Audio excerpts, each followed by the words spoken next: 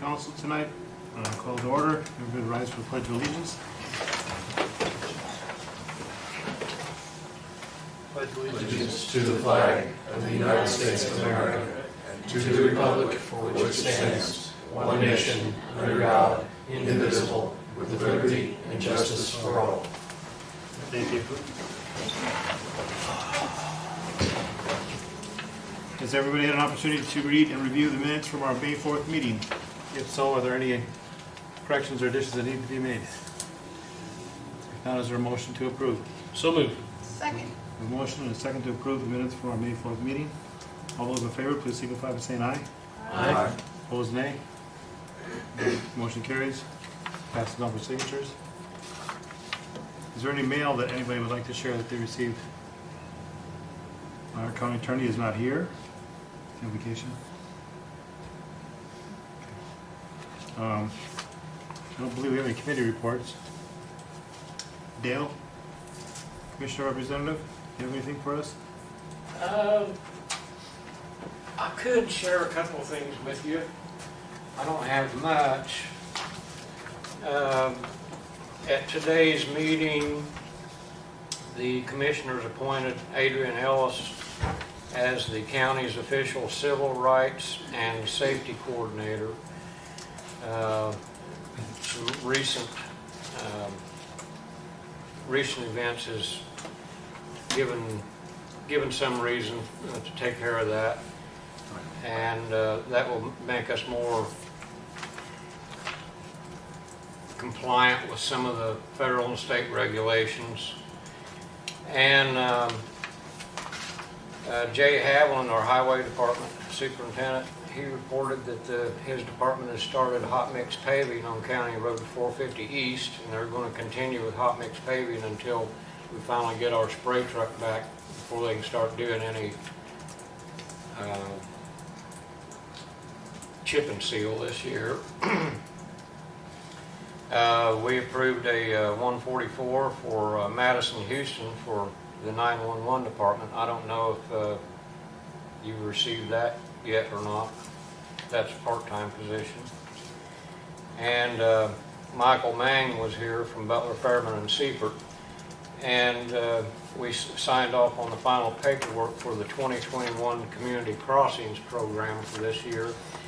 And once he works that through the process, they will start letting that work out for bids fairly soon.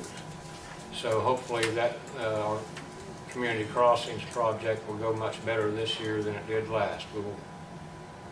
We'll wait and see how that comes out. So we'll be working on County Road as far as community corrections or the Community Crossings grant program goes. This year will be County Road 450 East and 550 West. A total of, I think if I remember right, 11.5 miles. So that, in addition to what our own department will do, as far as hot mixing and chip and seal, I'm expecting a very good year as far as road improvement goes this year. Also, on a very happy note for me, I'll share this with you. A couple of weeks ago, we finally got to hire someone, a part-time maintenance worker, to start helping us fix things around the jail and the courthouse annex. We hired Josh Jarbo. He has an excellent skill set. He just seems like the perfect guy for the job. He's been working, and he's already accomplished more as far as repairs go over there than we've seen in a long, long time. So I'm very happy with him and the work that he's doing, and when the time is right, I want to invite all of you across the street for a tour to see how we're coming along. Good. That's okay with you? It's good. So that's all I have. You have anything for me? Is Bill Gray still out sick? Yes, he is. I just talked to him this morning. There's no estimated time when he'll be back to work. So he's going to be off for But he's doing better, right? Yeah, he is doing better. But we really don't know. He doesn't know how long he'll be off. But he's not going to be able to come back to work until he feels well enough to come back and his doctor releases him from care. So he's doing better, and I'm very thankful for that. Thank you. Well, if Bill's not, is Jarbo working full-time now to fill in for Bill? No.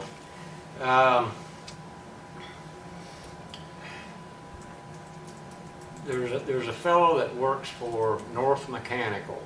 His name is Kevin Whitesell. And Kevin Whitesell and Bill are the only two people that knows those HVAC systems over at the jail totally. So since Bill has been off work, I've had to have Kevin Whitesell come in at least a couple of times and take care of some stuff for us over there on an emergency basis. The last time he was here, he didn't even charge us for it. So, you know, everything's up and running. We have had some problems, but everything's up and running. Thankfully, nothing's gone wrong here at the courthouse. Let's just hope that our luck holds out. But we will be able to get by like this, but I don't want to do this any longer than we absolutely have to, you know. So I think we've got our bases covered on that, Bob. Well, Jarbo is hired at what, 20 hours a week? Yes.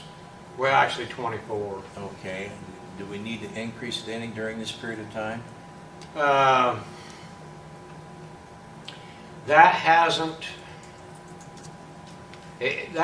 seemed necessary yet, but the reason we hired him for a specific purpose and a specific set of jobs. So as time goes on, if that has to change, I'll certainly consult the council about that. But I think we're okay for now. Well, sometimes things happen, like we had a leak in the clerk's office and things. Would he be on the call to come in and help with something like that, or? I believe so, but he's going to be restricted to his number of hours as a part-time employee, you know. So we're limping, but we're moving along. Getting Bill Gray back to work is going to be one of my happier days this year, that's for sure. Northern McCap was who we contracted with the communications problem on the HVAC systems, wasn't it? Because of problems that were having with Johnson Control. Is that the same company? Yes. Did they get that remedied? Beg your pardon, John? Did they get that remedied? The communications of the system at the jail? Yes, it's partially fixed, but not 100%. We just last week I had to ask Kevin Whitesell to buy at least one new controller to replace one that basically lost its mind and didn't know what it was doing. So it's a pretty complicated system over there, and I certainly don't understand it. I don't trust myself to touch any of that stuff. Sure as I did, I'd tear something up, you know. So I let him take care of what I can report to him when we have a problem, tell him what's going on, and he knows whether he can walk Jeff Davison through it with a fix or not, or whether he has to come to town and fix it. So that's all we can do right now. Okay? Thank you. All right, thanks. We have no old business. We have no new business. Heather, did you have something for us? Sure, fine. Oh, yeah.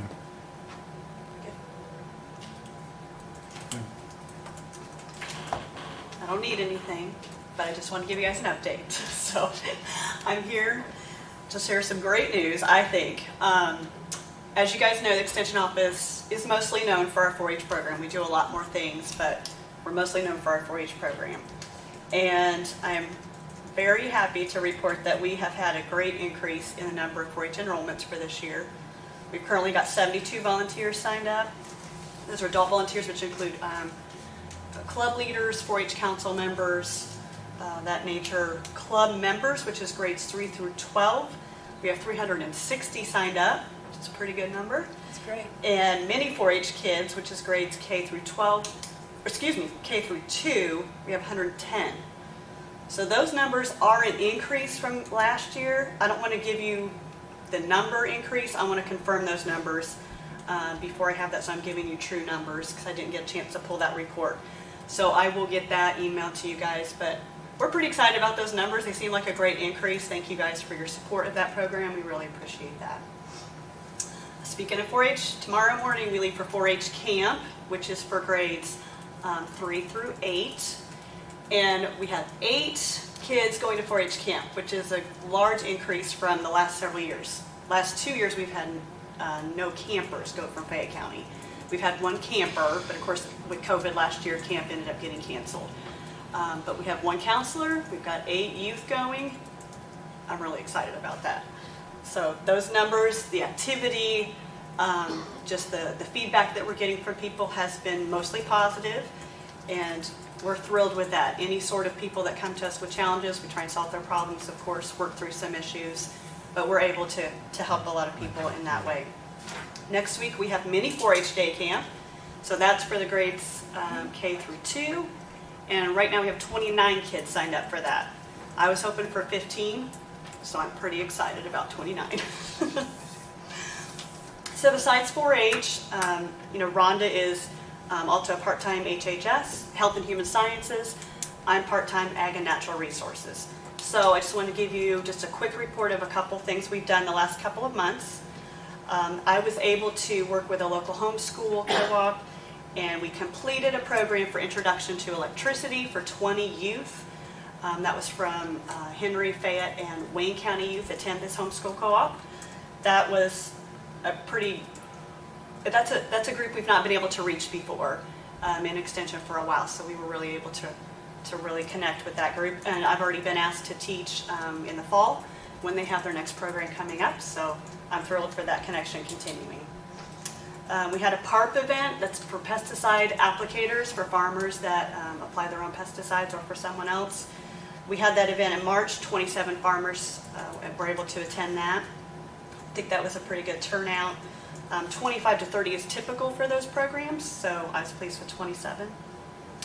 And Annie's project, I think I mentioned that to you the last time I was here, that we had this program going on. It's a program focused for women in agriculture, and it's just an environment where they can ask questions, feel comfortable. It's just a relaxed environment. It was a 6-week program.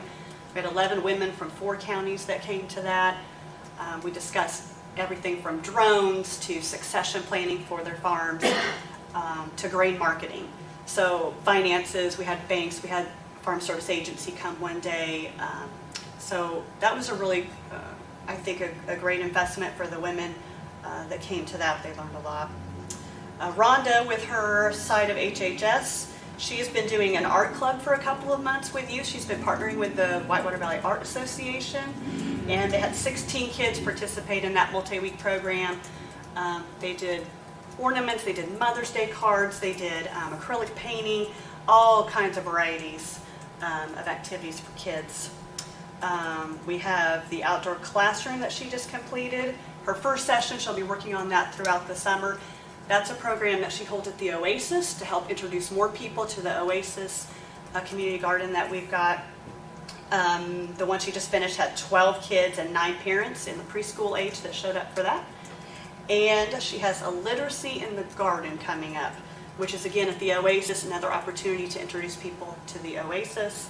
That's for 4 and 5-year-olds, and that will be held June 12th. And finally, we have our summer intern that started. Cassidy Crom is again our summer intern. She was here last summer with us, helped us with a lot of stuff, really just worked her butt off with COVID situations that were happening with the 4-H program. We're excited to have her back. This will be her last year because she's officially a graduate. She's got an adult job coming up, so we're taking every advantage of her that we can this summer to help us out and keep us getting organized. Oh, and Kay, I talked to Kay, and Mike, I'll be sending the two of you an email tonight. I've got it already prepared to send to you. We did receive just late last week contractual services from Purdue, so I'll be sending you those numbers tonight. Okay, thank you. Any questions, comments, concerns? Great job. Thank you. We're really enjoying it. We're having a great time down there and working hard to make it. Extension is the best kept secret in Indiana, is what they kind of tag it as. And we're working hard to make Extension a broader scope to our audience, to our county, and let people know what programs we offer. So if you guys get any feedback, if any needs of our programs arise in agriculture or nutrition, health, those types of situations, please let us know. We'll see what we can do. Thank you. All right. Thanks, everybody. Thank you. Appreciate it. We have a library board appointment coming up here at the end of this month. Dale has sent an email to each of us here, and without getting into it, obviously Dale has a great passion for the library board, and he's done a great job with that. Ever since he's been on it, he's very committed to it, and my recommendation would be to continue to have him continue in that capacity. I'll make that motion. I'll second it. Okay, it was quick, easy. A motion to appoint Dale to another term as the library board trustee. All those in favor, please signify by saying aye. Aye. Opposed, nay. You're it. Dale, thank you so much for the work you do for the library. You're an excellent steward and a spokesman for the library and all the things you get involved with. We appreciate that. Don't make it sound too good, Mike, but thank you for your confidence. I'll do my best. How many meetings have you missed in the last 10 years? None. Okay. Has he learned to read yet? Have you learned to read yet? I want you to know. That's a requirement for the job. Okay. We have a couple of transfer requests, one to 911 fund.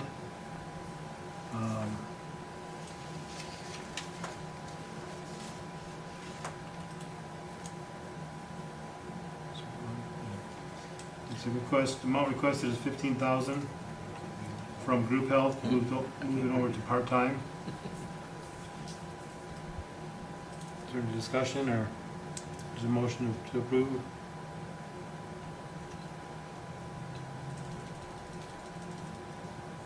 Anybody?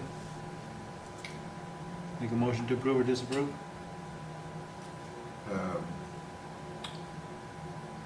Is this just a shortfall of part-time, or we added the part-time, or, I mean, we're only halfway through the year, and The 4912 fund can't support, that's where they budgeted part-time, it can't support the part-time.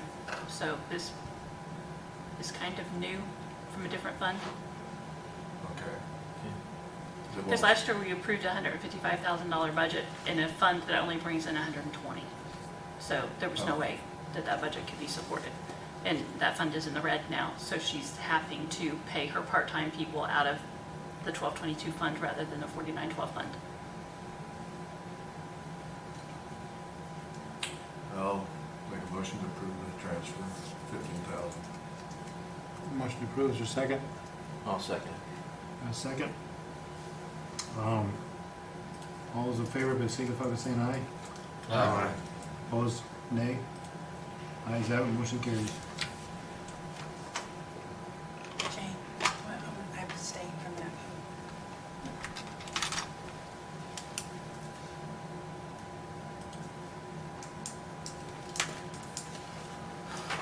Okay, last is courthouse operating. $500 from utilities to repair and maintenance supplies. To pay for treads that need repair and courthouse steps.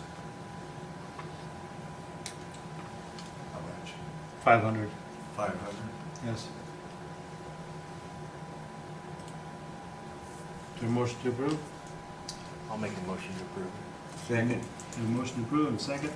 All those in favor, please signify by saying aye. Aye. Opposed, nay. Motion carries.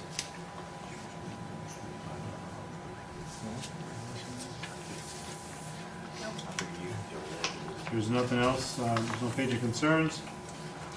Is there a motion to adjourn? So moved. Motion to adjourn, second? All those in favor, signify by saying aye. All right. All right. Motion carries, meeting adjourned. You and I had-